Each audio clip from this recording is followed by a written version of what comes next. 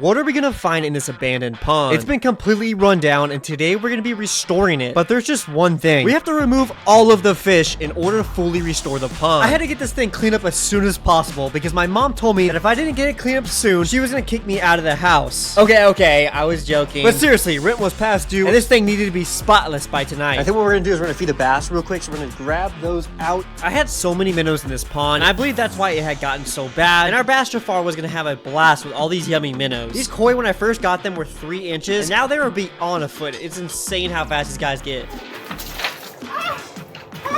That fall was so freaking brutal, but we still had to remove all of the goldfish and start power washing all of the rocks. The smell was almost unbearable when I was at the bottom of the pond from all that waste and debris, but after about 4 hours, I was checking in on the koi to see if they were all fine. I didn't have any aerators because the batteries had died, and once I started this whole thing, I didn't have any spares. But we did finally finish cleaning the pond, and we eventually filled it back up, and once we removed the filters, I quickly realized why it was so bad. Guys, please make sure to clean your filters, or your pond will look just as bad as mine. I mean, seriously, look how bad these are. But we did also clean them, and we turned the filter back on. Now, we still had a lot of minnows, and I wanted to release them and give them a second chance at life, and maybe they won't be eaten by a bass. They probably will, though. Now, before anyone comments that I was chucking the fish back into the pond, for the record, they were slipping out of my hand because they were kicking around in my hands, and I didn't want them to fall in the rocks. I also didn't use a net because I didn't want their fins to get caught. I know I originally caught them with a net, but bear with me. Dude, you can actually kind of see the fish now. Let me get where the sun's not even down. Holy cow. I mean, look at the rocks. The rocks are crystal clear all around. I mean, they were before, but now they really are. All the leaves I had, got rid of them. Sometimes you just forget to